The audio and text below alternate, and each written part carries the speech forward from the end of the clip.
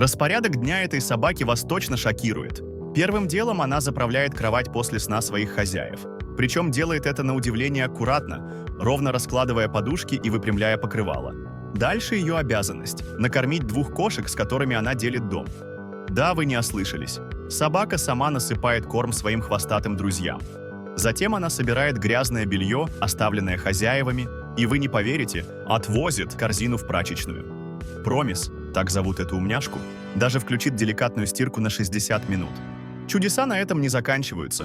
После стирки она загружает посуду в посудомойку, выносит мешок с мусором на улицу, моет полы в кухне с помощью тряпки и швабры и даже пылесосит ковер, чтобы хозяева ни к чему не придрались. Но и это не все. Промис умеет готовить пиццу, а ее картины уже украшают стены в доме. А вы хотели бы себе собаку? Или у вас уже есть? Напишите в комментариях. Будет очень интересно узнать, сколько нас тех, кто любит домашних животных.